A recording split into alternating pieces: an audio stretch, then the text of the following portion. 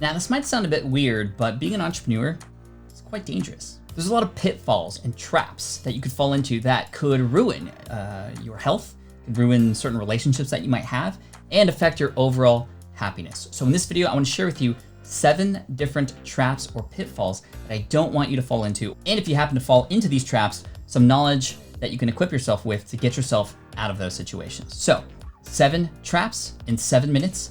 Let's go. Oh, and by the way, before we get started, hit that thick subscribe button so I can continue to serve you as you grow your business, whether you're just getting started or you're a veteran and you've been doing this for a while. I'm here for you. Let's go. Starting with number 7, and that is the trap of expecting results too soon. The media and online, there's a lot of news stories that come out with people who have just started their online business and then have this massive success. And that could be very deflating, or we can compare ourselves and consider, well, I guess we're not cut out for this. Unpacking a lot of these success stories, you start to see that there's actually years of work and grinding and effort behind it. Most overnight success stories do not happen overnight. So my recommendation to you is to understand that this stuff takes time, but at the same time, work hard and don't give up. A lot of people refuse to keep going because they don't think it's right for them. And in fact, they were very close to that inflection point where things were going to start to grow for them. I recently interviewed MKBHD here on my show, and I found out that his first 100 videos were filmed for his first 100 subscribers. Could you imagine if he gave up within those first 100 videos just because he had not so great results? Well, guess what? He kept going, and now he's doing amazing. Keep going. Don't give up. Number 6. A trap that you might fall into is putting your own personal bias into the products and the solutions and the content that you're creating. Yes, we have our own experiences, our own stories, and we should absolutely be sharing those. But assuming that what we have to offer is what people want right up front is the wrong approach. We need to remove the guesswork as much as possible. So the way to combat this is to actually have conversations and validate these ideas up front. In fact, I teach this, I've written books about it, I have a course about it called Smart from Scratch, which currently during this time, during the pandemic, is actually available for free. We've given away over $3 million worth of that course. And if you're looking to start a business and you want to validate your ideas, or you have one already and you want to validate your next idea, I highly recommend you check that out. It's called Smart from Scratch. You can find it at smartpassiveincome.com/toolkit. So again, we need to validate these ideas up front so that we can get a green light from our target audience, so we can ensure or at least have that much more confidence in what it is that we're doing. And that confidence comes through in your sales messaging and marketing, and that's absolutely key for a person to trust your offer as well. Trap number 5, doing things just for the money. It's really exciting as an entrepreneur because we have essentially unlimited potential. We could sell to more customers, we can create more products, and the possibilities are indeed endless. However, if you approach business with a money-first approach, and that's all you're thinking about, you're going to lose. In fact, I did this myself a few times back in the day when I first started. I saw really big money-making opportunities. I went for them and I lost the passion for them. They didn't really serve my audience. And because I chased the money first, I actually lost money too. And I lost money because I lost my focus. My focus should be on helping other people first. Your earnings, like I always say, are a byproduct of how well you serve your audience. Number 4, losing focus because there's a new bright shiny object right in front of you. Part of the struggle of entrepreneurship is saying yes to something and sticking with that. Because when you say yes to another new thing, you're saying no to that thing that you previously said yes to. So if you keep saying yes to things, but then saying yes to new things, guess what? Nothing is ever going to get done. And you, let me know in the chat if you've ever lost focus because there's a bright new shiny opportunity right in front of you. This is something you're gonna have to fight. You're gonna have to fight to stick with what you said you're gonna do to get to a point where you can make a decision to either pivot or pull back or move forward with something else. I would highly recommend also this thing I like to do called just-in-time learning.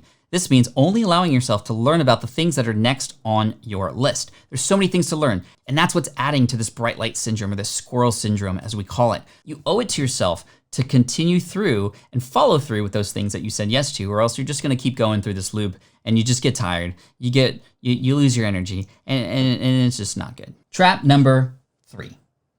You're gonna focus, camera? There we go. 3. As an entrepreneur, especially just starting out, you're likely gonna wanna do everything yourself. In the beginning, you kind of have to do that, but over time, you're gonna have to understand that you can only do so much. And you're gonna get to a point where you're just gonna have a flat growth curve, or you're gonna burn out if you keep continuing to try and grow. You're gonna find that there's people who can do these things better and faster than you. And this allows you to focus more of your time on the things that only you should be doing. Whatever your superpower is, you're not allowing it to come out fully because you're so worried about these other things that are likely keeping you busy, making you feel like you're making progress, when really you can take bigger, bolder actions elsewhere and have other people or other systems or other tools be more efficient with creating and doing those things that you used to do before. And I don't know if it's a sense of pride or because you're worried about investing in your business like that, but your time is money and your headspace is so important to you staying productive and creating and moving forward as an entrepreneur. So see where you can hand off and let go of a few things if you can. All right, number 2, this is a big one. Stop comparing yourself to others. This is the trap we fall into. We compare our work to somebody else's work and we go, we aren't as good as them, or they have more success than we do. We start feeling shameful. We start feeling deflated. We start feeling like we're not worthy. It's not okay to do this, right? It's okay to get inspired and get motivated by others, but to deflate yourself and to compare yourself one-to-one with somebody else, I mean, when you logically think about that, that's just ridiculous. Here's who you should be comparing yourself with. You should be comparing yourself with yourself from yesterday, yourself from last week, yourself from last month. And this means try to continue to make incremental improvements based on your previous self so that you can grow over time. I highly recommend a book called Atomic Habits by my friend James Clear that talks about this idea of small incremental change, and even just 1% better each day, that stuff exponentially grows and you can become that much better, that much smarter, that much more creative, that much more successful as a result. This is the kind of curve we don't want to flatten during this time. And then finally, you're going to overclock yourself. This means you won't be able to turn off that entrepreneurial brain that you have. And trust me, and I know what you're going through. You have this new idea or you're a business owner, it's all you are thinking about. And that's cool. It's excited that you're motivated like that. However, it's not cool if you forget to hang out with your kids, or even when you're hanging out with your kids, you're not thinking and being fully present with them. That's not cool, right? So we need to have boundaries. This is how we combat this. We have boundaries, time boundaries, perhaps physical boundaries in the space that you're working in, such that when you're there, you're fully invested in your work, you're 100% mentally in it.